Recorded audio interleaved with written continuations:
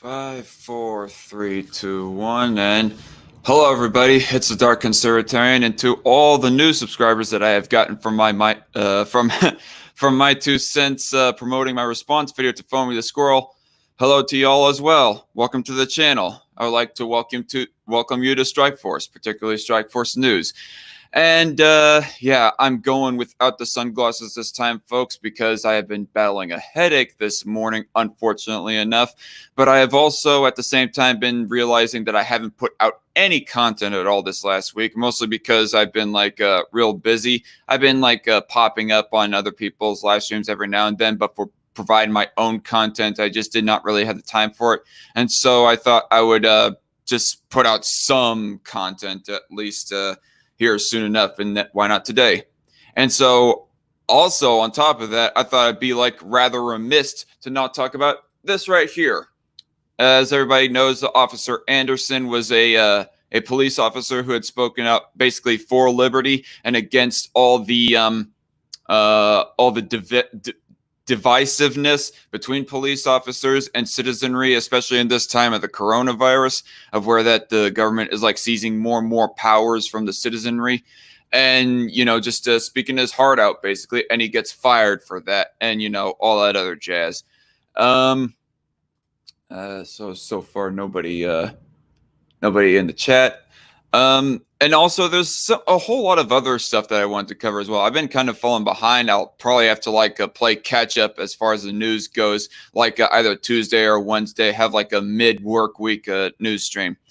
But yeah, we shall get right into this. And as I have no co-host to help me out with, we're still going to carry on. Let's listen to what Officer Anderson has to say. I might not watch the entirety of both these videos, but still, let's go.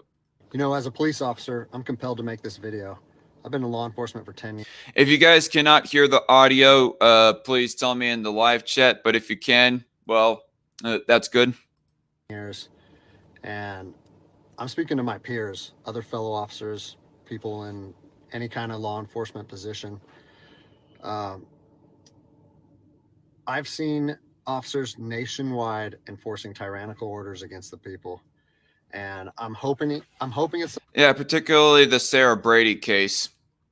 A minority of officers, but I'm not sure anymore, because every time I turn on the television, every time I do want to say ultimately that it's a minority of officers, but the anecdotes of those minority of officers get sensationalized to where it almost looks like on the surface that it is the majority of police officers or something. But it seems that the amount of officers, both the raw amount and the percentage, is increasing more and more within the recent couple of months. To the internet, I'm seeing people arrested or cited for going to church, for traveling on the roadways, for going surfing, opening their businesses, going boating out onto open waters, going to the park with their families, or doing nails out of their own house. And in relation to that, I am going to be covering the Texas salon owner who got arrested and jailed for trying to reopen her own business down in Texas. But I'll do that next episode of SFN. Using their own house as a place of business, and having undercover agents go there and arrest them and charge them with what? With a crime? I don't know what crime people are committing by doing nails in their own house, but we're seeing this more. Social distancing, lockdown. That's the supposed laws that they had broken. More and more and more, and we need to start looking at ourselves as officers and thinking, is what I'm doing right? Now, I want to remind you that regardless of where you stand on the coronavirus, we don't have the authority to do those things to people just because a mayor or a governor tells you otherwise. I don't care if it's your sergeant or your chief of police. We don't get to violate people's constitutional rights because somebody in our chain of command tells us otherwise. It's not. Yeah, the Raleigh, North Carolina situation. I had actually watched Ranting Monkeys content covering that little circumstance, that little case of where that the North Carolina the Raleigh Police Department was arresting people and shutting down protests in the name of shutting down the lockdown. The protests were like being started in the name of ending the lockdown. Um, that's a stark case against people's First Amendment rights. I mean, I do want to say that Sarah Brady, or at least the people who protested for Sarah Brady up in Idaho, they're at least lucky that they did not end up with a whole bunch of police officers that were as iron fisted as the Raleigh Police Department. Not how this country works. Um, those are And hello, Metal Doomer in the chat. He says Karen is right. Be a good sheep and stay at home for the next 17 years. Yeah. Oh man, that's gonna be the longest. That is going to be the longest lasting pandemic ever in human history if that were to be the case, Metal Doomer. Like, even longer than the Black Plague, for crying out loud. I think the Black Plague, like, didn't even quite last 5 years, if I recall correctly. But I'm going to have to actually look into a full documentary about that. But as far as the time frame goes, it was like a 3 or 4 year time frame, if I recall correctly. de facto arrests. You know, we're violating people's rights and taking money from them, or even worse, arresting them and depriving them of their freedom when they are exercising their constitutional rights. So let's talk about that. Let's read something right here off of the Declaration of Independence. All men are created equal. Among these, we have the right to life, liberty, and the pursuit of happiness. That to secure these rights, governments are instituted among men, deriving their power from the consent of the governed, meaning our power and any government official's power is derived from the people. Okay, we don't hold. At least that's how it's supposed to be, anyways. But unfortunately, that inadvertently becomes not the case. Power over our citizens. It's contradictory to everything that our country stands for. And this is what I'm seeing. First Amendment rights, telling people they can't go to church, freedom of religion. Okay, telling people they can't protest, freedom of assembly. Fourth Amendment violations, illegal traffic stops to check for papers. What are you, the Gestapo? Is this 1930s Nazi Germany? Yeah, you just going to work, huh? Let me see your proof of paperwork on that. You don't get to stop people unless you have reasonable suspicion or probable cause that they have committed a crime. And I know people that have personally been stopped saying, we want to see papers showing that you're essential. David 2, copy a phone call. That is not how our job works, okay? What really has been pissing me off lately is the fact that these officers that are going out here and enforcing these tyrannical orders, what they're doing is they're making my job and my safety, or they're putting my job and my safety at risk. Because what you're doing is you're widening the gap between public trust and law enforcement officers. And what that's going to do is it's going to, I mean, look at what's happened to law enforcement in the last. Metal Doomer says in the chat, this is the USSR. I think I just heard a certain black nationalist die a little bit on the inside with hearing that statement, Doomer. But no, I'm just joking around. Dang it, what was I going to say? I can't remember now. 10 years. Less and less public trust, and more often than not, that is a result of isolated incidents that get blown out of proportion. Yeah, blown out of proportion, like overly sensationalized anecdotes, honestly. And I do want to say that most of this is going to be just him speaking more than anything. but I still am trying to like every now and then add in my own 2 cents so I do not get pulled down for copyright for just like ripping something whole cloth and then reposting it on my channel or something. But I'm trying my best in that area though, folks. They're not isolated anymore. They're happening every single day. And the thing that I want you guys to realize is that our power that we hold as law enforcement officers, it's nothing more than a facade. It's a badge and a gun. And people, you don't realize, if you haven't lived in anarchy, if you haven't seen combat, things can be stripped from people.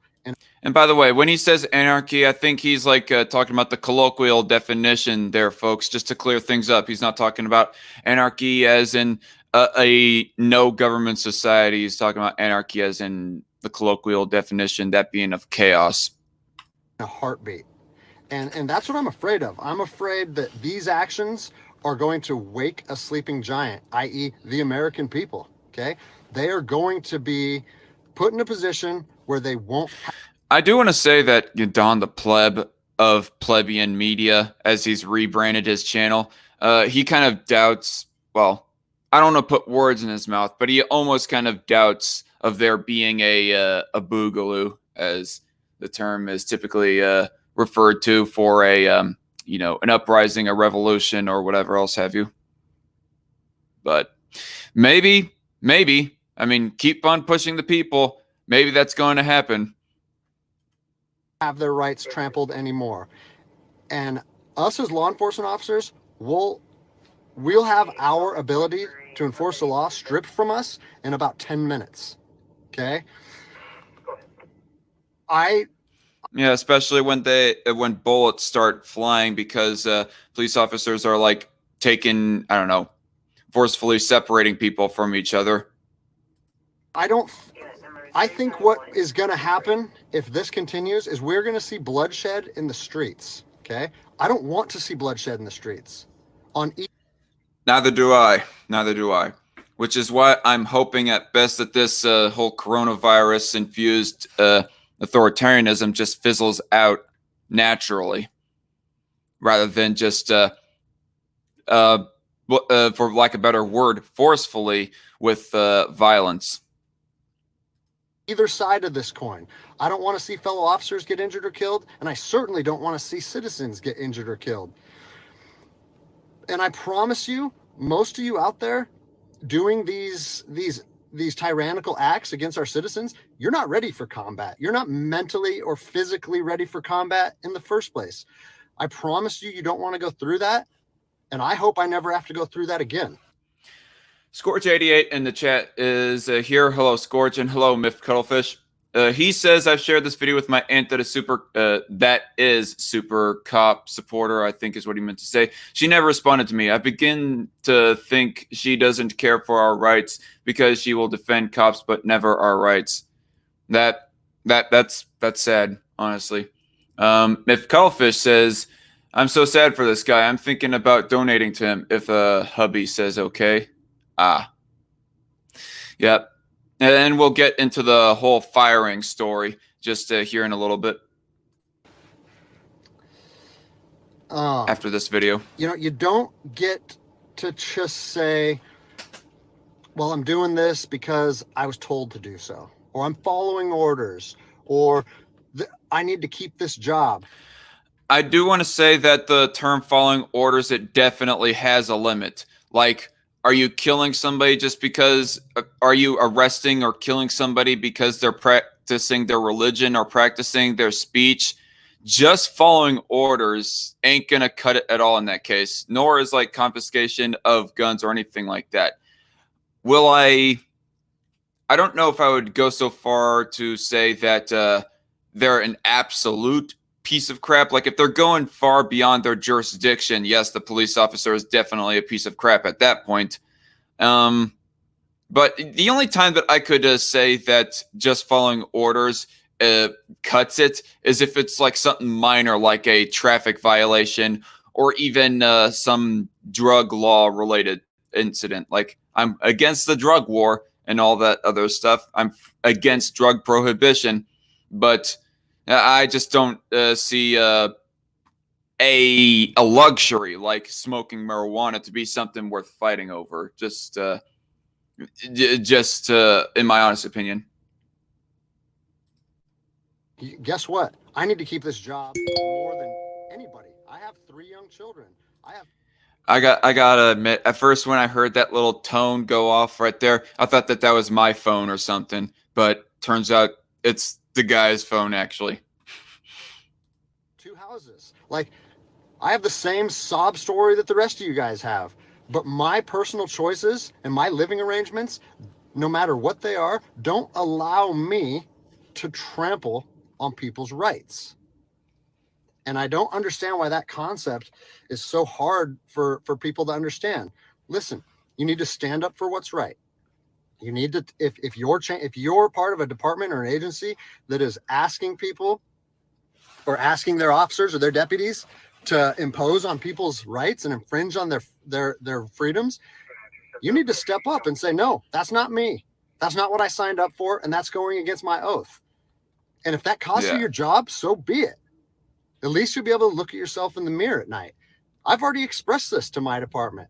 And luckily for me, I come from a department that I feel like my chain of command shares my view, but I don't care what department you're part of or what your chain of command thinks. You don't get to trample on people's liberty. And so, you know, as a special operations veteran, I've fought on the streets of Iraq for under the US government's guise of freedom. And I'm telling you what, the American people. So basically, this guy, individually speaking, is a badass. Being special operations ex-military, and now he's a police officer who's standing up for liberty. So much so to get himself fired from his police force, from his police department, as we'll get into a little bit later. Are going to be you are going to wake a sleeping giant, and they are going to fight 10 times harder for their freedom on their soil than anything you've ever seen before. And if that's something you're willing to face, then keep trampling on people's rights. But I promise you, the American spirit of defiance is going to rise again, and it's going to be a big problem for our country. So I'll leave you with this, something that I learned as an E-nothing in the Army. No matter what situation you're put in, if you look inside yourself and ask yourself one question, am I doing the right thing? You ask yourself that, you know the answer. And no amount of money or no order or law or anything should be able to make you go against doing the right thing. So I'm imploring officers to look inside themselves and ask themselves, is this what I want to be doing to my citizens? And I think the answer is clear. And if we all stand up together, guess what? It'll be a non-issue, no factor, because people and law enforcement will be united like we should be. Now, okay. In the comments section, this guy did get a considerable amount of support, I will say. But at the same time, he was still getting harangued just because for being a police officer, and just people kind of assuming bad faith on the part of Mr. Anderson here. And it just seems rather sad to me, honestly. I mean, I guess it's not that sad, because ultimately, no matter how well your words come off, there will still be those people who will just be against you no matter what, and just assume the worst will just assume the most bad faith on your part. And some of the people in the comment section were saying that actions speak louder than words. And ultimately, I would say that those actions kind of were shown by this guy when he was taking a solid stance in his beliefs by just taking the firing from his job. I mean, is that good enough proof that he really believes what he says is being fired? I would say, in my opinion, but let's get onto that side of the story. Hey, what's up, guys? So I just kind of wanted to take a couple minutes, get everybody caught up to speed on what's going on in my life. I've been getting a lot of questions, and figured I'd just make a second video and answer some of the things that I've been receiving. I first wanted to say I'm humbled by the response that my video got. It's been viewed millions and millions of times. People all over the country have been calling me, texting me, sending me emails, comments, and the overwhelming majority of it has been positive. And so I think that's pretty cool because my whole thought process on making that video was trying to bridge the gap between law enforcement and the public. And I've seen both sides with open arms willing to embrace that. And I think that's a step in the right direction. So that's pretty cool. One thing that I've seen come up over and over in the comments, and I've been in email sent to me, is, "Are you going to get in trouble? What happened to you, or is there any discipline any discipline taking place?" And so I figured I'd take a chance and give you a little synopsis of the last 3 days of my life after posting that video. So I posted the video on Tuesday, was it May 5th? And it took it took a day or two before it really started getting a lot of traction. But the next morning when I woke up on the 6th, I think it was only at a few thousand views. And I had received a message from my command saying, "Wow, Greg, what a powerful message. We agree with that 100%. Well done." And that was actually a relief for me because I was like, great, I know that it's risky putting something out like that, but I felt like it was so grounded in integrity and liberty that no one would have an issue with it. So that was a relief. And then fast forward 3 hours later, I get another phone call from my command, and it said, hey, Greg, the video's up to 400,000 views. It's time to pull the plug on this thing. Yeah, he says that 400,000 views. So yeah, James Freeman. It seems that this James Freeman YouTube channel is not the original poster, seemingly, because this one hasn't even reached 100,000 views. This re-uploading, anyways. I don't know. I don't know how I feel about James Freeman himself, because it seems that the guy is fairly well, for lack of better wording, anti-cop himself, maybe even cop hating or something. But nonetheless, I still find him at least to be credible in his posting of this one police officer's videos. And this guy speaking out for liberty, former Officer Anderson. And I immediately, it kind of caught me off guard, because I said, why would we want to pull the plug on something that was already acknowledged as a good and powerful message from one law enforcement officer to others? Yeah, I mean, I've already listened to both these videos, and it seems that there's some major cognitive dissonance going on within his police department. It seems at first that the police department that he works for wanted to make a good image for themselves by just paying the lip service that, oh, we have one of our own members that are speaking out for liberty, good on them, so that they can put somewhat of a good image on themselves. But then later they notice that message gains a bit of traction. And I don't know, the fact that the message was gaining traction probably kind of, and the fact that it gained traction and that people were getting antsy about it, the higher ups in his police department were getting antsy about that little fact right there, probably goes to show that there was probably originally some bad faith on the part of those people that were all like, oh, good on you, Officer Anderson.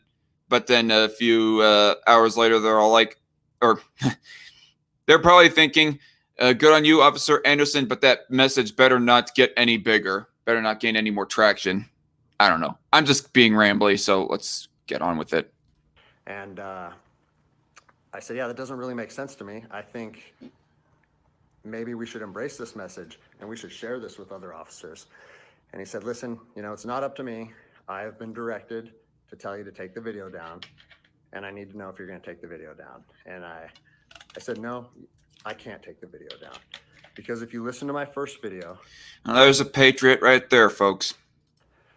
The whole message that I was trying to share with people and impart on them is, if you believe in something in your heart, you have to stand by that conviction, even if it costs you everything. And like I said last time, I have 3 little kids. I have this house. I have another house. I cannot afford to lose my job. But after putting that message out there and sharing that with America, and it was so well received, I can't then just say, even though that's what I believe, I'm going to take a step back. I'm going to retract my words, and I'm going to allow my command to prevent me from sharing my heart and my truth. And I said, so with that, I don't like the fact that he uses the term my truth, quote unquote. There's only the truth. There is such a thing as my opinion, my belief, but there isn't such a thing as my truth. So that's a misnomer. With all due respect to former Officer Anderson, that was a major misnomer on your part, dude. But I still stand for the cause and that you are promoting, and I applaud you for how strongly you're standing up for that cause at the same time. with that in mind, sir, I can't take the video down. And, you know, I didn't know where this was going to go. And by the way, if you see me rubbing my head, y'all, it's probably nothing of what I am reading or listening to. It's probably just because of the fact that I'm still fighting a bit of a headache that I had this morning. But let's move on. I immediately started thinking about what are they going to try and gig me on? You know, what did I do wrong? What policy did I violate? And I got called back a couple hours later. Speaking out against your command, that's the only policy that I can think of that they're just arbitrarily pulling out of their asses. I don't know.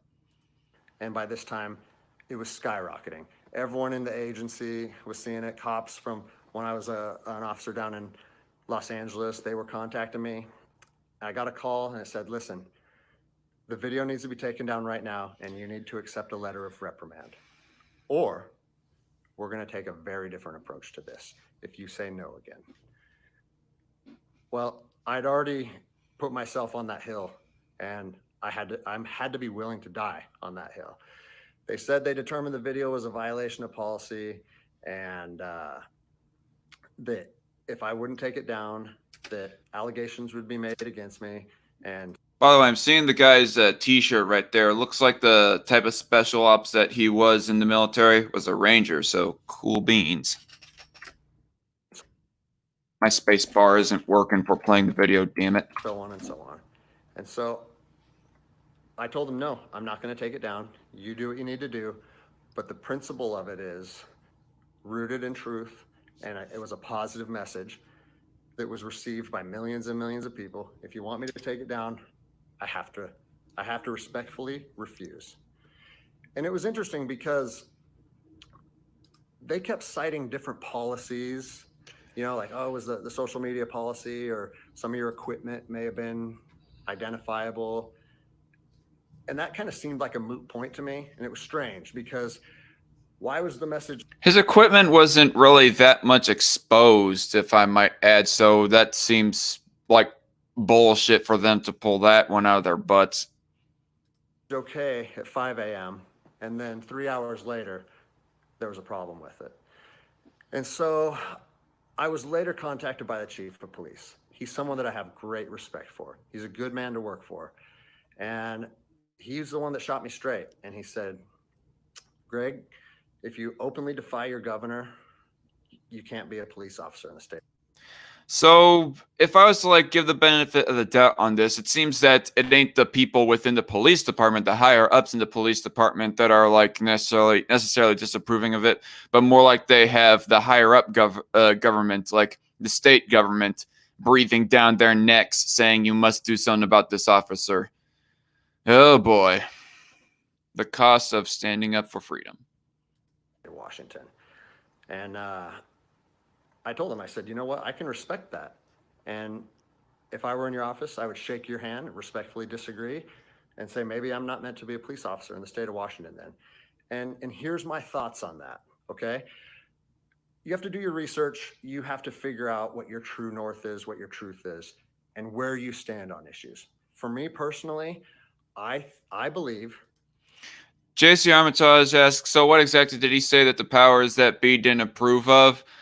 I don't know if he explicitly said in this video. They just said the video is disapproving. I don't think the the police department explicitly says, oh, it's because you're speaking out for the Constitution. But I can only theorize that that is the root of what really they were afraid of, like going too much further as far as how much traction the video goes, is that the guy was speaking out for everybody's constitutional rights and against police officers infringing on those constitutional rights of the citizenry. That the Constitution supersedes all other documents, all other laws. There's case law supporting that. If you look at Arbery versus Madison, 1803, it says any future laws created that are repugnant, meaning in conflict with the Constitution, are null and void. So when I look at how I feel comfortable enforcing the law, and I see people exercising constitutional rights, it doesn't matter if there's different executive orders, requests from mayors, requests from governors. To me, the Constitution supersedes that, and I'm going to stand with the people.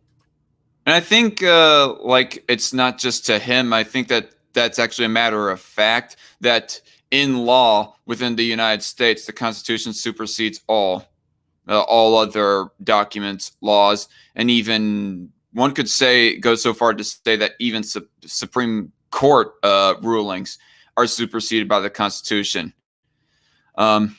Even though that those SCOTUS rulings are supposedly based off of the Constitution, a lot of times the SCOTUS is not the best at interpreting the Constitution. Let's be real, folks. Well, unfortunately, higher up in all agencies, there's a political game being played. And now I am on a administrative leave status pending termination. I was told by both the agency and the union that I was asked to take it down, and I refused. So that's refusing a direct order. It's an insubordination charge, and it will result in me ultimately being let go from the agency.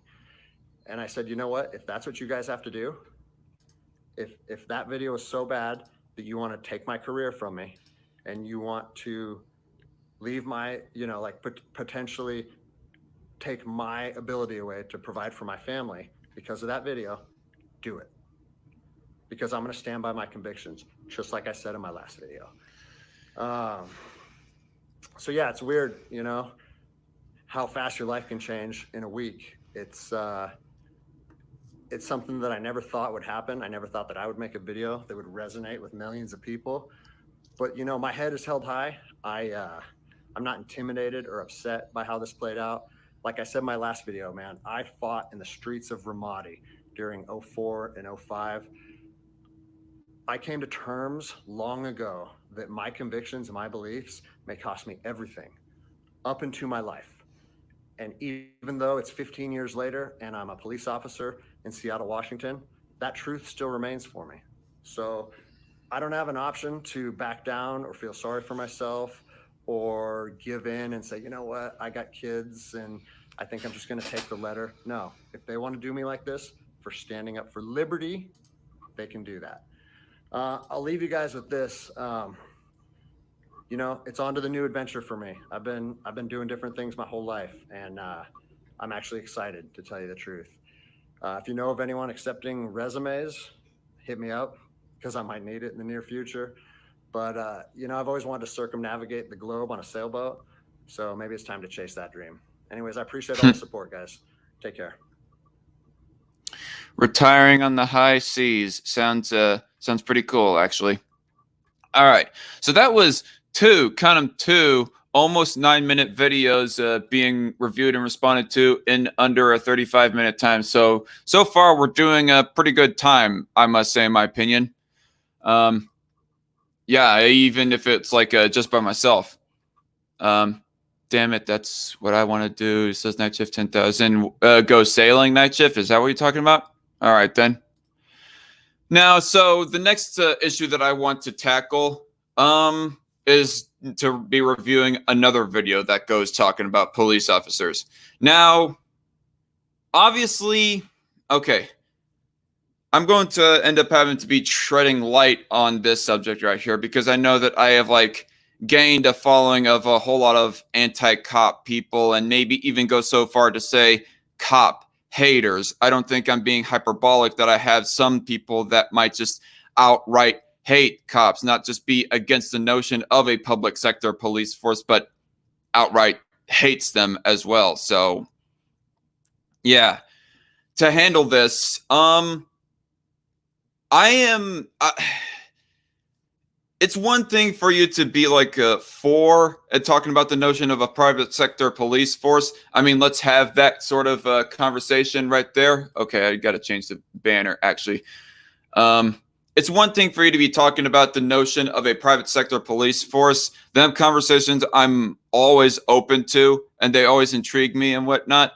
One thing that really irks me about the whole police debate, though, is just general cop hatred and, yeah, even the notion of just wishing death on police officers in general. Like, not all of them are complete and outer immoral pieces of shit. Like, those people that end up going beyond their jurisdiction and use excessive force. Like, for example, there's the Philando Castile shooting. Officer Yanez, he ended up shooting Philando Castile, who might not have been handling the circumstance of trying to get his wallet the most smartly, but that doesn't deserve death. And yet Officer Yanez was too trigger happy to want to kill him just because he suspected he was going to get his gun, when really he was just trying to get his driver's license.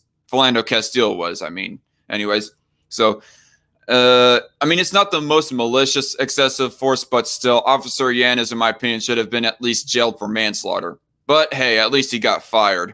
And another story kind of in relation to this is the death of Ahmaud Arbery that has recently came out. And I would be remiss if I was not to mention this story right here. I mean, whether or not you want to say that there is like some racial element that played into this story right here aside, it's still wrong outright of what these two individuals did to Ahmaud Arbery, the McMichaels. And this is a very short story. I've already pre-read it. So link for this story will be down in the description below right after this live stream. But this would be another example of excessive force. Now, he wasn't a police officer at the time, but he was a former police officer. And still, if you want to like hate Mr. McMichael or both of the McMichaels for what they did, that's totally understandable. I will say. I mean, I'm not into hating people because I am honestly a Christian and I am told not to hate my fellow man. And by extension, what I was meaning with the Officer Yanez example that I brought up, it's understandable if you want to hate him as well. But hating a police officer for pulling you over for a traffic violation, or even trying to confiscate your recreational marijuana or something, like, okay, I guess I could not really care less if you hate the police officer who confiscated your marijuana, but I don't think that the police officer deserve death, because let's keep in mind, folks, that the police officers, I mean, particularly the ones who did not do anything outright immoral and use an excessive force kind of manner, especially the ones that did not use excessive force, let's keep in mind that these are also our fellow countrymen, and they also have friends and family back at home as well. And if you're going to like take their life away, deprive their friends and family of them being alive, well, then you better have damn good reasoning for why that you killed that person. But that's just my opinion. And so that is what brings us to this video right here. Cops beaten and shot #3 by the YouTube channel called Pigland. Now, I had seen this video a little over a year ago, and for the longest time, I've been wanting to make a video to review this video right here. Respond, react, and review each individual case of a police officer being shot to death or just killed in general. And want to give my, I guess, layman's opinion on whether or not I think it's justified or not. Because, yeah, again, it's a rather dicey subject, if I'm to be quite honest. But here I am, finally getting around to it, and it's not an edited video, but I thought I'd just like easily get it out of the way with on a live stream instead. So, but before we get on to that, I'm going to review the chat a little bit some more.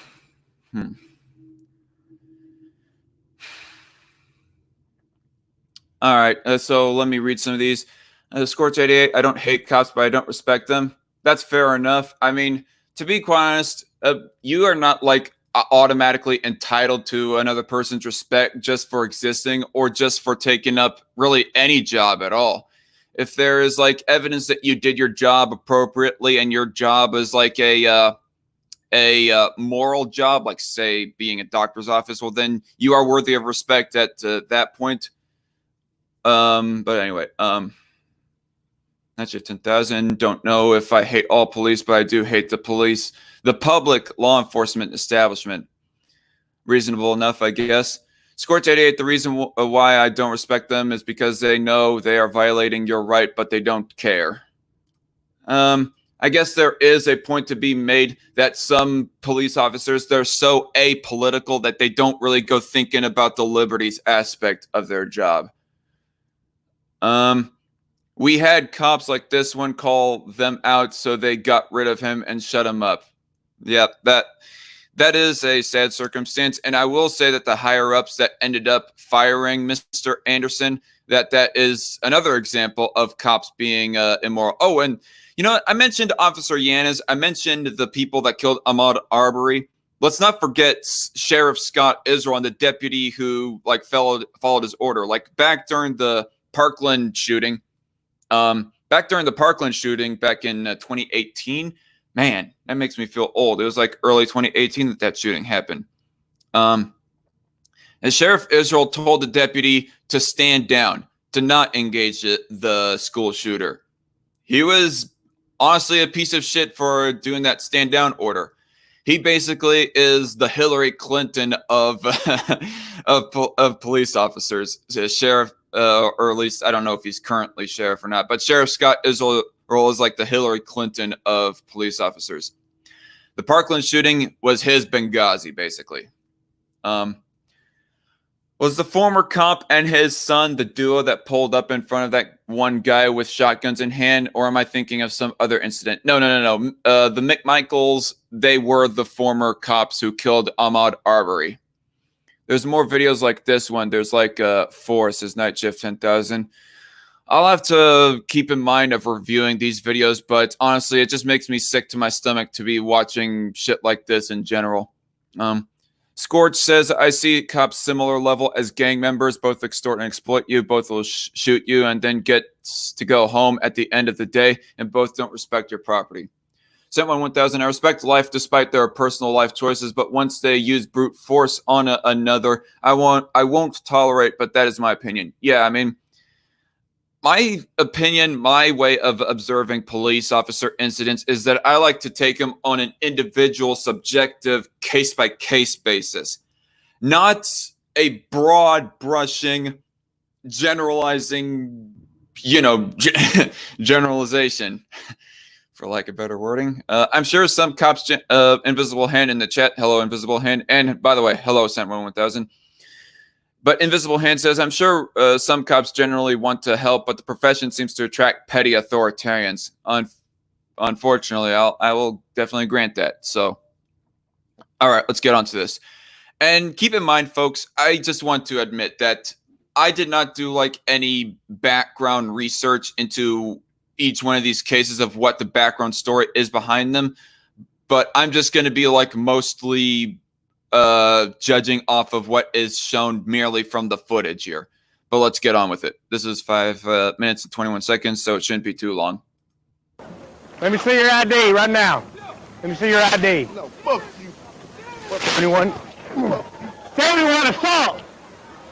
Get on the ground now. Get your ass on the ground now. Get on the ground. Okay. I just want to say, and by the way, I'm not like Donut Operator, folks, who is like a YouTube channel who like rather professionally observes and judges police officer cases, and who was a former police officer himself. Although Donut Operator can be quite off base with his judgment of character and action sometimes, but I digress on that point. But I just want to say, first of all, dude, go to a fucking gym right now. You're like, what, 300 pounds or something? The police officer right here. I mean, with all due respect, dude, but if you want to be like the You should be less like Paul Blart Mall Cop and more like former Officer Anderson, for fuck's sake. Okay. But I digress. So looking at this case, it almost seems like, I don't know, the guy might be high on drugs or something. I don't know. But it seems that the guy is like just hanging out in the middle of a street in a fairly busy street. Like it's not the most busy street, like in the middle of rush hour or something. But the guy is just standing there in the middle of the street, might be blocking other people's way. And I do want to say that, be it either privately or publicly owned roads, either way, I don't think you should be like just on the road, like blocking the way and whatnot. And so I think that it's somewhat reasonable, be it your private sector police officer or public sector police officer, to be going up and handling the situation of somebody just basically blocking the road, be it a BLM protest that's completely blocking the road, or a single person that is taking his sweet ass time crossing the road, jaywalking, let's say, for example, and he just ends up blocking cars and ends up making them have to slow down from going on their merry way business. So, and I don't think that the police officer, was like originally out of his jurisdiction, and the fact that the guy got aggressive with him and even like punched him. I don't know. I don't know if he should have like pulled out his pistol, though I do not know if that's actually his pistol or his taser or whatever, but it seems almost reasonable enough in my opinion, at least. But anyway, let's go on. Get on the ground. The guy should bring the hands to move the push away, and he hit both of us in the same motion. He socked both of them momentarily, bang, bang, in the jaw. Then it was on. The boys in blue and the brothers were brawling. It was a natural reaction. When he hit me, I hit back. I hit him about 3 times. Honestly, I cannot make heads or tails of that story, because not even like is there even vaguely given any details at all as to why that arrest is happening or whatnot and who hit first. So I'm just going to leave that rather neutral, I guess. Okay.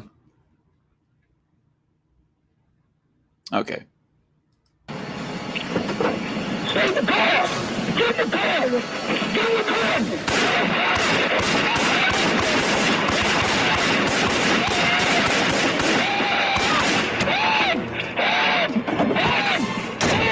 And people like mocking the police officer for screaming. Like the guy is having bullets injected into him. Like it seems reasonable that the guy would be screaming in pain.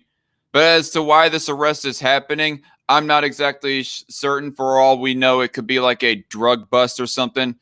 I'm not so sure if, I don't know. I'm not so sure if I could like make a heads or tails on either one being justified or whatever. So I'm just going to rule neutral on that one. The very first case right there, I was leaning more towards the side of the police officer, the fat police officer in the shorts. But let's move on to the next case. The big man wants a rematch, but officers are on the defense. Oh, God. His first punch is a knockout. The suspect turns and pummels the cop's partner.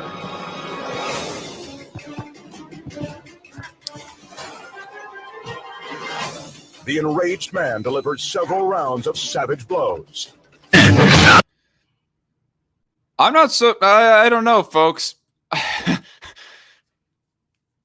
I mean, I don't know. This could be just like a compilation of just the raw, hard punching itself, not the facts behind the arrests or whatever else have you. And so it's just some, I don't know, jerk-off session for people who are like even more passionately anti-cop than individuals within my subscriber base to, just, I don't know, just glorify over, fawn over, rather. But I don't know. What did the guy really have to continue on any further in the process of the arrest right there? I mean, I just want to say that from what we saw right there, as he was getting arrested, that the one big black dude was the guy who threw the first punch. So, not for absolute certain, but I think I'm going to lean more or less into the side of the cops within the last story right there. The two before that, I'm not so certain. And all the way back to the first one, like I said, I lean more towards the police officer. Out of nowhere, the suspect cocks his arm back and slugs the policeman. The officer stays on his feet and quickly draws his firearm. It looked like honestly, it looked like that the two was just talking at the moment. And the police and the dude right here just has a pure, raw, hard hatred of police officers in general, to where that he just felt an urge to punch the police officer like an Antifa member want to punch somebody with a high and tight fade haircut who might vaguely look like a neo-Nazi or white nationalist or whatever. Well, let's see that again. Very quickly. Of savage blows. Out of nowhere, the suspect cocks his arm back and slugs the policeman. The officer stays on his feet and quickly draws his firearm. Even though the suspect has a gun pointed right at him, he still advances toward the officer.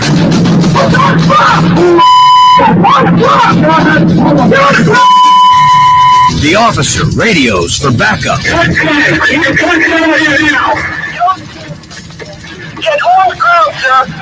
Honestly, this sounds like some kind of TV show, some professionally made TV show. Like some professionally made TV show decided to pull this compilation and review it themselves. But anyway. The suspect walks back to his truck despite the officer's commands to stop.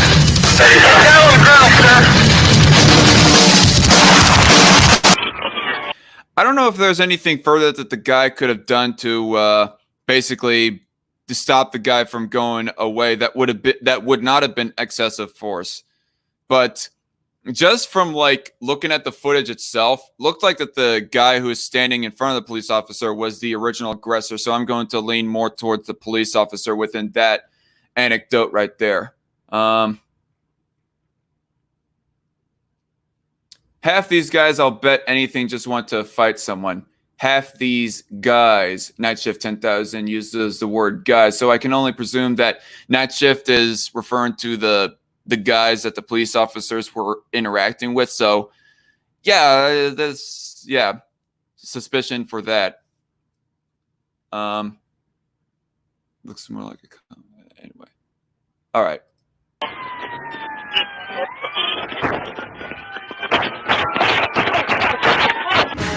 With no choice. Not a whole lot of context right there within that footage at all, I'm going to say. I mean, it looks like that it could have possibly been I don't know, the police officer trying to pull him over for a traffic violation, or maybe it was some kind of violent drug heist or something. I'm not sure. I'm going to rule neutral on that one right there. Choice but to use deadly force. Mitchell draws his gun and fires. This also looks like something from a professional TV show. He misses. His second shot is a direct hit at point-blank range. The suspect takes a bullet to the abdomen, yet incredibly keeps fighting. I'm thinking, wow, I've already shot him once. You know, what's it going to take to stop him? Mitchell pulls the trigger for a third time, but the gun jams. The boxer wrenches the weapon from his hand, but it won't fire. He then comes at me again, starts striking me with the weapon. I was thinking to myself, this sucks. He's going to kill me. The brawl rages on for over a minute.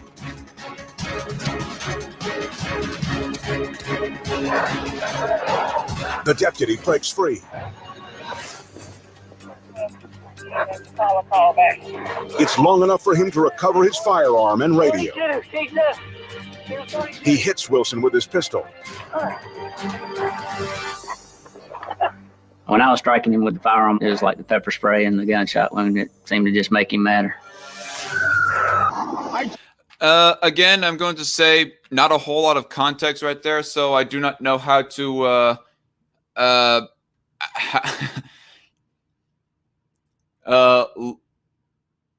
Invisible Hand says looks less like a professional fight and more of a jackass stunt gone wrong.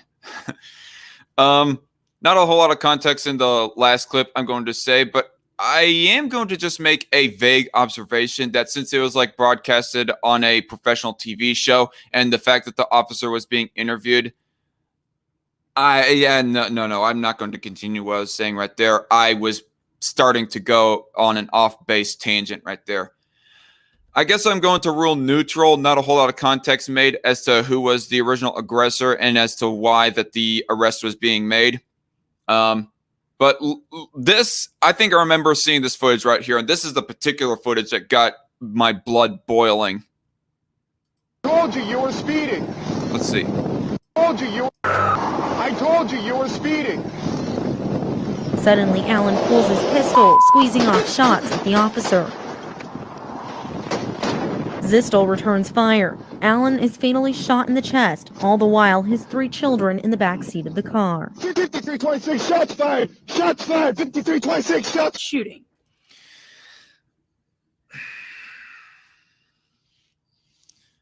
I'm just going to say right now, if you're being pulled over for a speeding violation, that ain't worth killing the damn cop. So I rule in the cop's favor on the last case right there. Not only because do I find it to be a fairly legitimate act on police. I mean, you can like say that it's more preferable ethically, morally, whatnot, that a private sector police officer handles a speeding violation or something rather than a public sector police officer.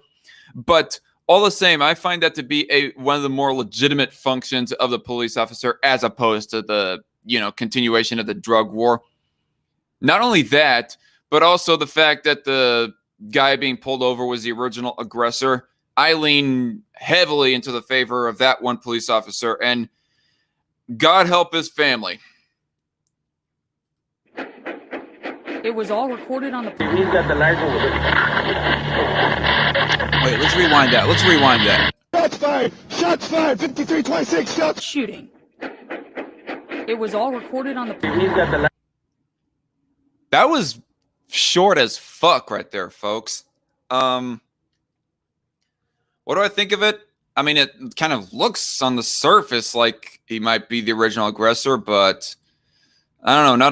Not a whole lot of context aside from that. No, I don't know. Let's see. Dude had kids in the fucking car. Dude, you have kids in the fucking car. That cop could have hit them because of you. Put the parking brake up, dumbass, says Night Shift 10,000. I agree with Night Shift. That last very short one, though, I'm going to just rule neutral on. It's that shooting at the police officer for the pulling over of a speeding violation. That's the one that I definitely rule in the police officer's favor. I mean, if anything, I at least wanted to review this footage for that anecdote right there alone. Out of all this compilation of footage, that one made it worth it reviewing this video.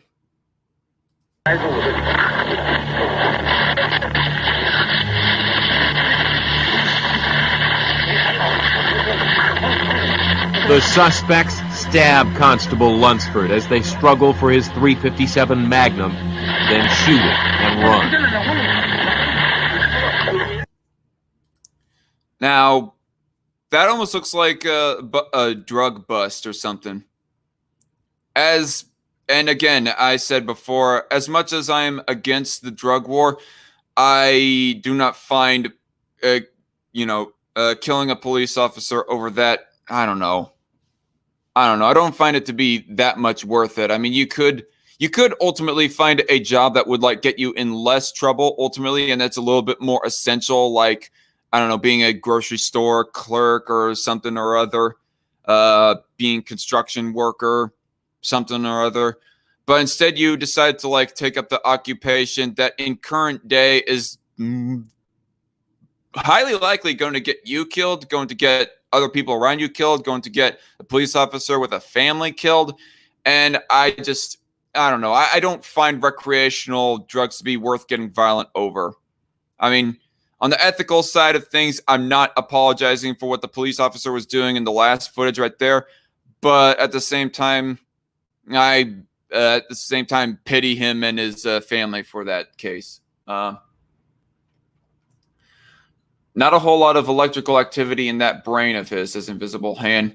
I think people are still talking about the one case of the person shooting the police over a speeding violation. Man, some of the citizen dumb as a fucking rock, if not fucking dumber. And JC Advertiser says exactly that. So if glass ain't gonna stop bullets, this ain't Call of Duty. This is the real world. Yeah. Okay. Remember, for every incident like these, there are 100 like this. And I don't know. I'm not going to watch that case. I'm just going to go ahead and say, with all the rest of the compilation that this guy uploads, like, all these cases I found worth observing, but these cases at the end here, I don't really see worth reviewing. And I'm just going to grant the benefit of the doubt that maybe in most of those cases that they're showing of where the police officer is the original aggressor, that, yeah, the police officer was in the wrong. But yeah, that's my opinion on this video. And that's the whole reason why I disliked ultimately this video, just having that much of a general hatred, bloody hatred, it seems. I even left a comment down in the description box below, if I can find it. What the fuck is with all the psychopaths in the comments actually wishing for more dead cops? And edit, yeah, fuck you too, Pigland. But yeah. And I just want to say at the end of this that if you want to review an individual police officer anecdote of them using excessive force, police brutality, or whatever, well, and that's fine. I mean, if we find wrong on the police, well, then condemn him, hate him for all I care. It's the general hatred that kind of makes me sick to the stomach, and it's not a majority of cases of where that police officers are outright being immoral with excessive force and whatnot. But I don't know. Anyway, yeah, I'll be honest with you. This compilation video sucks, as JC Armitage. Yeah. Anyway, so moving on from that, how long have we been going? Been going on for a little over an hour. I'm probably going to end off this live stream here pretty soon because I want to get on with the rest of my day, honestly. But the next couple of things I want to talk about is reviewing this one video that goes showing a couple of doctors saying of how wearing a facial mask to repel against COVID-19, that's kind of a bad idea. So let's hear what the doctors have to say. One of the things my followers wanted me to ask you, one of the most common questions I got, because I said I'm interviewing Dr. Mikovits. What do you want to hear from her? They wanted you to talk more about the mask issue. Yes, if you have COPD, it'll kill you. But what about everybody else? You talked in another interview I heard about that it's just, exposing you over and over and over again to the virus. People don't understand a virus isn't a living organism. Talk a little bit about that for everyone else and the whole mask concept. Right. So the whole mask concept for everyone else is essentially the same thing as somebody with COPD. You won't kill them, but you'll make yourself sick. We're human beings. Number one, if your mask is just this scarf cover of your face, all that does is make you breathe in and out. And I see people running and riding bikes with these masks. It doesn't prevent mold, mildew, all the stuff that's in the air, the pollens, that it's allergy season. Those go right there into your sinus cavity, it's called nasopharyngeal cavity. And you're sucking back in CO2. We don't do photosynthesis. We're humans. We have to breathe oxygen. We can't breathe back in our own toxic air. That's why you exhale. That's why you breathe deeply. That's why you cough, to expel a pathogen. So, oh great, you cough in your own mask and you suppress your own immune system. You use your own type 1 interferons in your throats, in your nose, in your blood. It's horribly immune suppressive. So for healthy people, you're not getting fresh air. You're suppressing your immune response. You're activating endogenous viruses. And when you activate endogenous viruses, your immune system has to go and knock down those viruses. So anything else, inflammatory, mast cells respond to pollen. When you wear that mask, you're concentrating those antigens and you're making yourself, you're sicker. It's warm, it's wet, you touch it, it's abnormal, it's uncomfortable. Those are all things that are immune draining, not immune boosting. And so you're making yourself sick with other sources, and it makes no sense. You're not preventing infection. You're not preventing spread. It's virus coming from within.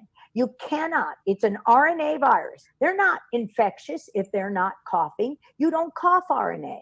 You don't have particles in your nose. They're looking at RNA in your nose. You have particles in your blood. You don't cough that. You don't. All right, I want to read up some of the chat a little bit. Myth Cuttlefish, not a bad idea, but it may not help. Hubby wore masks during calls for PTs. He has corona. Yeah.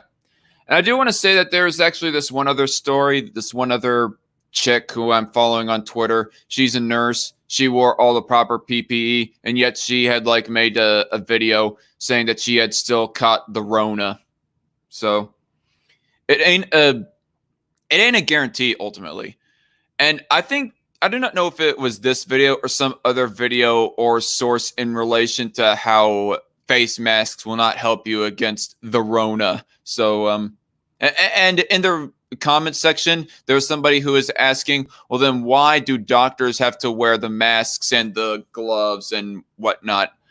And for that kind of opinion, what I have to say about that in my layman's perspective anyways, in my layman's opinion as to why that doctors wear masks and gloves is just so that they can prevent their patients from getting sick. And plus from catching whatever they might have, for one thing. And secondly, it's also because they are in more direct and more long-term contact with people that might have those viruses, those patients. They're patients who are sick with whatever disease that they're handling, that they're trying to treat, they're more in direct and long-term contact with. So they have to take some measure to at least alleviate it. But in day-to-day life, you're not coming in direct or long-term contact all the time with a whole bunch of, diseased people. I mean, unless you got a family member that you're having to help out with who has the Rona. But other than that, it's not going to do you much help in preventing yourself from catching the coronavirus. And on the other hand, as the doctors are saying here, it's ultimately weakening your immune system. And it seems, we're just going to devolve our own resilience as a species if we were all to just go walking around constantly wearing masks and whatnot. I don't go constantly wearing around a mask myself, to be quite honest. Cough that. Okay. A little bit more chat comes I want to read. Although a video I found hilarious is where a bunch of bank robbers jump in their getaway car, then a bunch of cops show up, even see them jump in the car, but go running into the bank and they get away. Says Night Shift 10,000. Okay. Set1 1000 says masks makes your immune system worse. How I see it is if pants and underpants can't stop a fart, how could a mask stop viruses or whatnot? Yeah, I mean, you'd have to be wearing a full respirator mask. That would be more effective than the regular old cloth masks, but, not enough respirator masks to go around because they're more expensive, more resource involved. LOL, my Sharona. Yeah, somebody make a parody of my Sharona. Instead, call it my Corona. Mifcofish says, was never a matter of if, but when is this case? The masks and gloves are to keep the PTs, the patients, I think is what she meant to say, from getting sick, but they can still die from complications like pneumonia. Yeah, exactly. Sunlight is the best disinfectant, says Mifcuttlefish. Yeah. As I had like the last episode of SFN gone reading how gone reading of how what am I trying to say? Gone reading an article talking about of how sunlight. Well, actually, no, it wasn't an episode of Strike Force News. It was like in the response video to Foamy the Squirrel that I was reading the article talking about how sunlight is a good helper, a better helper than masks, anyways, towards repelling and resisting against the Rona. Styx did a parody, says Miff Cuttlefish. Styx, you talking about the classic rock band from Chicago? If they really did, I'm going to have to check it out. I was a big-time fan of Styx for the longest time, but in all eventuality, I just felt like the music got kind of old, and nowadays, Def Leppard is my #1 band, honestly. Styx Hexenhammer 666. Oh, okay, my bad. You said Styx, I was thinking the classic rock band for a second there. Oh god. Invisible and my headache is still starting to act up on me again. I'm definitely going to end it after these couple of things here.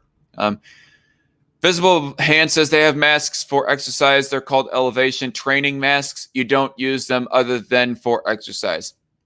Yep. That is one way of exercising. You shouldn't be exercising with the mask you're wearing when going for groceries. Zachary Colley says, I was about to mention Foamy. Anyway, my own response is coming along okay. I lost most of my progress, though. At the very least, I am a lot calmer and can make more effective arguments. All right. Miff Goldfish says, nighty night, feel better, Decon. I'm not ending the stream right now. I'm just going to end the stream after finishing off this video and reading the next article. So the sooner the better. Let's go. And you certainly don't cough at 6 feet. And yes, you can have it on your hand. That's funny. Like, you know, I've always kind of found it somewhat skeptical that you can like cough at and transfer germs at 6 feet. I mean, I did not see it completely unbelievable, but it's just there's still some part of me that's wondering. Hands, but that's only and coughing even, but that's only the very sick. And are the sick people walking on the beach? When you're sick, what do? Oh, you feel horrible. You have a bit of a fever. You don't even want to get out of bed. You can't open your eyes. You lay there. That's sickness behavior. That's your immune response. Clear. Unless you're getting a headache from too much sleep, like I too much of the time get. I think that's part of the reason as to why that I woke up with a headache this morning is getting too much sleep. But also because I was drinking last night, I probably wasn't properly hydrated before going to bed. But I digress. During the pathogen, you don't leave the house. So please take off the mask, go outside. If you're healthy, protect the immune compromised, protect the very old, protect the very young. This is what we do in any flu season. Yeah. So, you know, it kind of seems like the whole world is going mad. Now moved on from one doctor to another. All this about the masks makes what Foamy said about them sound silly now. We can use that against him. Exactly, Zachary Colley. And like I said, once I'm done with this video, I'm going to have the links down below for all the videos and articles that I'm reading. And so give it a few minutes, Zachary, and you can have the links for this video down in the description box and like download the videos for yourself to use in your video or something. And people are wearing what I used to think of as surgical masks. Everybody in the world knows what N95 is. You know, every night I go for a walk and I walk past my neighbor and she's out in her yard gardening and she's wearing a mask outside at 9 p.m. all by herself. Tell us what the real deal is wearing a mask. Oh, but she should be arrested because, well, okay. No, she said that the girl was wearing a mask, but I don't know. It's just mentioning that kind of reminds me of the story of Blair White being arrested, or not arrested, but being fined for not wearing a mask, even though the fact that she was like walking by herself with nobody around her. So, and that was utter bullshit. Good for us in any way? Is wearing a mask keeping us from getting a virus? Staying home, wearing a mask is making everything worse. Wearing a mask, remember, we breathe in oxygen. When you wear a mask, you're reducing the flow of oxygen. By reducing the flow of oxygen, you're taxing your system. You're going to cause a release of steroids, of cortisol, of the stress hormone. When the stress hormone makes sense, makes perfect sense, goes off, then you have a suppression of the immune system. So now they're telling you, wear a mask, which is now going to reduce your oxygen, which is going to stress your body, which is going to cause more cortisol output, which is going to suppress your immune system. And now an opportunistic thing could cause a problem. All right, that seems to be the end of the video, and so we're going to move on to talking about this. The third and final title topic of the day. That being China continuing to lie about the Rona. So we'll get on to this. So let's get on to this. This from Washington Examiner, by the way, folks. China's coronavirus lies pile up.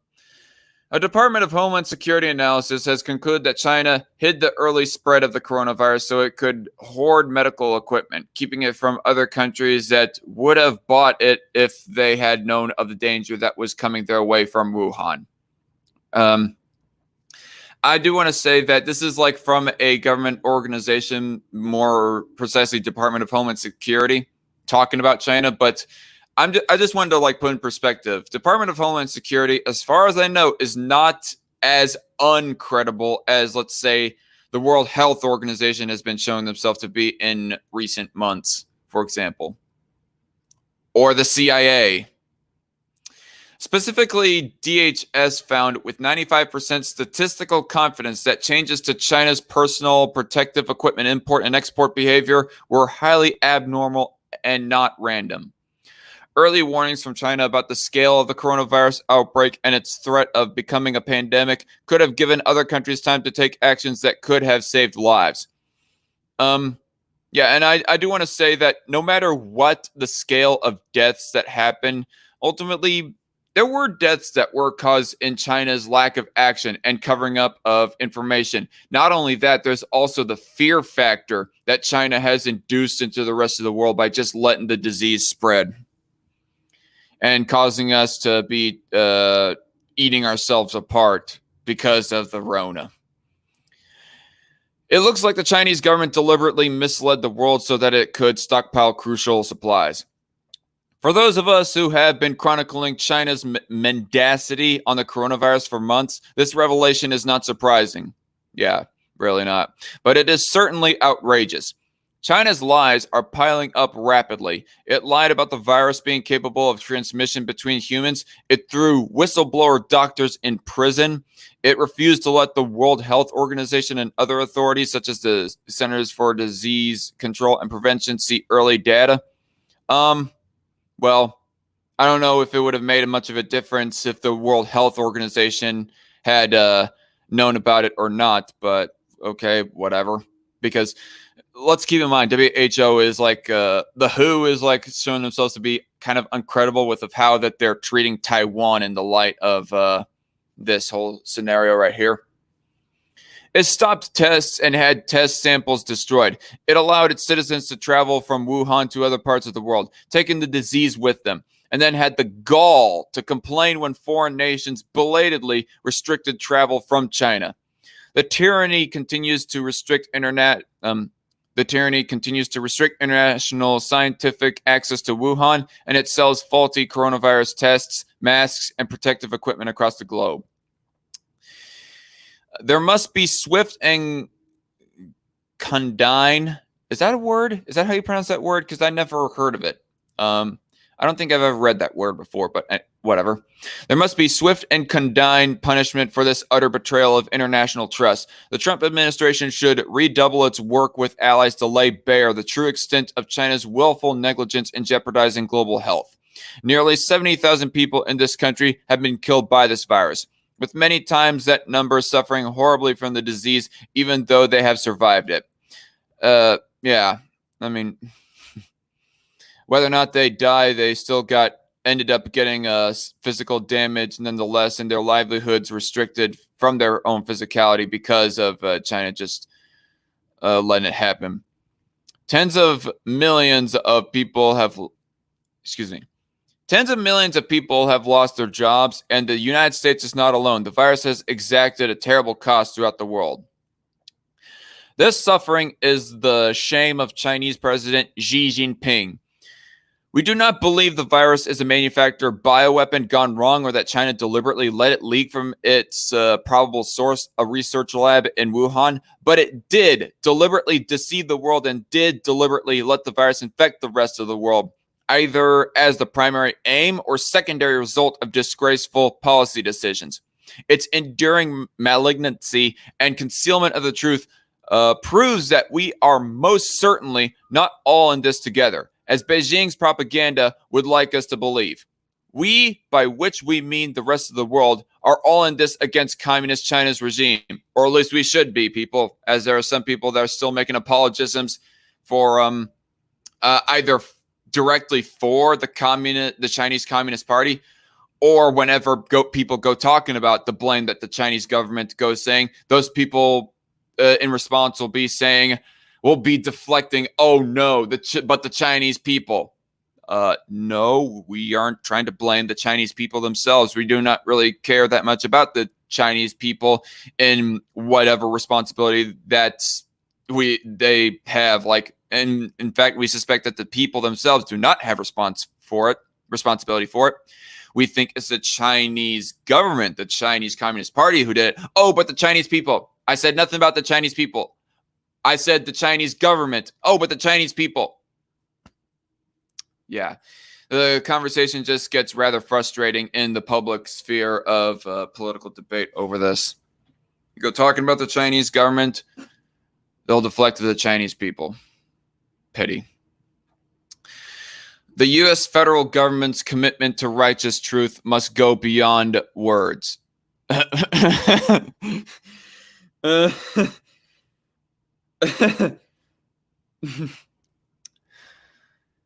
If only the U.S. federal government was committed to righteous truth as much as the anti-lockdown people in the U.S. were.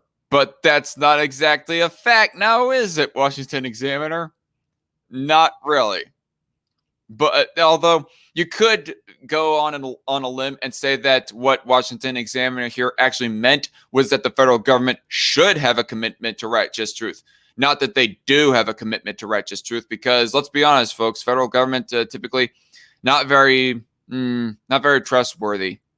Particularly the politicians just speaking their talking points and whatnot. Beijing is dedicated to concealing whatever it can still hide about its coronavirus malfeasance, working overtime to bury data, hide relevant scientists, and distort scientific facts. Considering China's treatment of millions of innocent Uyghurs, that being the Muslims, we are confident the regime will silence any officials who can testify to the Wuhan laboratory being the source of this outbreak, or to any truth that makes China's regime look bad. While the laboratory has not yet been proven as the virus's original human-to-human transmission source, Secretary of State Mike Pompeo has offered increasing confidence that the U.S. intelligence community believes it to be so. Yeah, and that there should, quite frankly, be an investigation into the Chinese government, if I'm to be quite honest. The Trump administration should immediately offer safe haven, immunity, and generous financial compensation to any Chinese whistleblowers with information about the Wuhan laboratory or Beijing's other coronavirus deceptions. Yeah, I agree. Beijing will be highly reluctant to allow any such individuals to leave its shores. Still, if those who face only a lifetime of repression at home know America is inviting them to lead a new life, they may take the risk of escaping. Second, President Trump should pledge to share any coronavirus breakthroughs with the world as soon as feasible, and that pharmaceutical companies will not be able to charge excessive export prices. Such a commitment would go a long way to consolidating America's alliances and international standing, which is crucial as China applies its economic and political influence against us. Third, we encourage news media to dig for the facts It has been disappointing to see less effort devoted to establishing how this virus became a global calamity and more to excoriating administration officials who blame China. Yeah, exactly what I mentioned earlier. And more, they're not one to talk about where it came from, but more talk about what we do right now. And the typical narrative of what we should do right now, from the media anyways, is that we enforce these lockdowns, enforce XYZ law onto the public. Media irresponsibility and reflexive animosity toward the Trump administration make it possible, unfortunately, that we will lose context about what happened and why. End of article. Remember this, folks. China lied, people died. That's the saying of the day, folks. So catch up a little bit more with the chat, and then I'm going to end this article or end this news stream because I am getting, oh man, because this headache is still remaining in my head, and I'm just not dealing with it. I want to be done with it. It makes me want to be done with this live stream, but I still had to get some content out for you folks, and I hope you enjoyed the live stream. What is the likelihood of sustaining lung damage from the coronavirus? You know what? I honestly don't know, Zachary Colley. I'm going to have to look more into that and share an article about that. And I also still have to get back into my research about whether or not it's actually a fact that hospitals are being paid to label certain deaths as coronavirus-caused deaths. And hello, Coin Monster in the chat. Ideally, most businesses, okay, Invisible Hand says, ideally, most businesses would remove themselves from China. In reality, there's the possibility that the CCP will make it difficult for businesses to leave. At least I see that as a possibility. Well, you're not wrong, Invisible Hand. Zachary Colley says, anybody want to discuss the Chinese government over General Zhou's chicken? Hey, gotta confuse the heck out of the people smearing us. All right, so yeah, that's pretty much the end of the chat here. But yeah. If you guys all like the stream, my review of the police officer, former officer Anderson speaking out and getting fired, and the review of this video right here from the YouTube channel Piglin. If you liked the overall content provided in this live stream, don't forget to hit that like button down below. Thank you all for sticking around. And like I said, we'll continue on and keep our eyes open on this case. And I might have another news stream either Tuesday or Wednesday to get some more catch up done on my reading of the news, because I have quite a bit up in my reserves. But anyway, thank you all for joining. Don't forget to like, comment, subscribe, to all that stuff. And I am the Dark Conservatarian. See y'all later. God bless and stay healthy.